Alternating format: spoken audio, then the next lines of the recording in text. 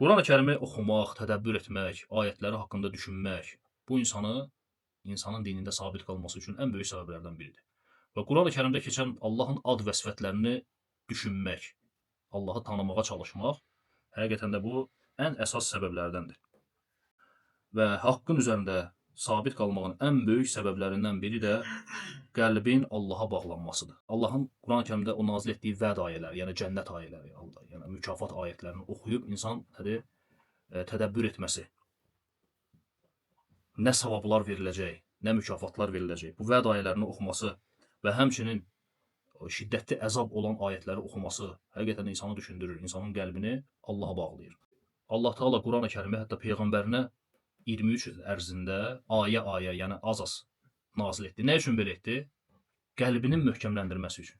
Yəni Peyğəmbər sallallahu aleyhi və səlləmin qəlbini möhkəmləndirmək üçün. Ayə-ayə Allah Teala onun qəlbini möhkəmləndirirdi. Necə ki, Quran-ı Kərimdə Furqan surəsi 32-ci ayədə Allah Teala buyurur ki, kafirlər dedilər, nə üçün Quran ona bütövlüklə, bir dəfəyə nazil olmadı? Allah Teala deyir ki, biz onu sənin qəlbini möhkəmləndirmək üçün tədricən nazil etdik. Və onu ən gözəl şəkildə ayə-ayə izah etdik. Deməli, sənin qəlbini möhkəmləndirmək üçün qəlbi. Deməli, Quran-ı Kərim səbəbdir ki, insanın qəlbi möhkəmlənsin. Quranı oxuyub, tədəbbür etmək, daim insan elə gün olmamalıdır, elə gün keçməməlidir ki, həmin gündə Quran oxumamış olsun. Həm istəyir ərəbcəsi, tədəbbür edə bilmirsən ərəbcədən, ən azından ərəbcə və onun məqalında oxumalısan. Ki, orada olanları anlayasan və bununla da həqiqətən də insanın qəlbi üçün ən böyük şəfadır.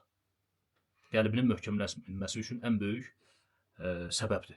Çünki yəni, insan qafil qaldıqca, Allahın zikrindən uzaq olduqca get-gedə geriləyir, irəliləmir. Ya nəsə eləyəcəksən, xeyir işlər görəcəksən, tədəbbür eləyəcəksən Quranı, faydalı işlər görəcəksən və bununla da irəliləyəcəksən. Ya da heç nə eləməsən, heç nə eləməyib otursan belə, nədir, geriləyəcəksən.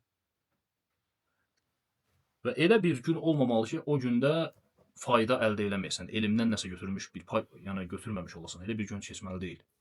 Nəsə təzə bir şey öyrənməlisən, nəsə təzə bir surə, yəni ayət və yaxud hədis oxumalısan, əzbərləməlisən, yəni irəliləmək lazımdır. İrəliləməsən də nədir, geriləyəcəksən.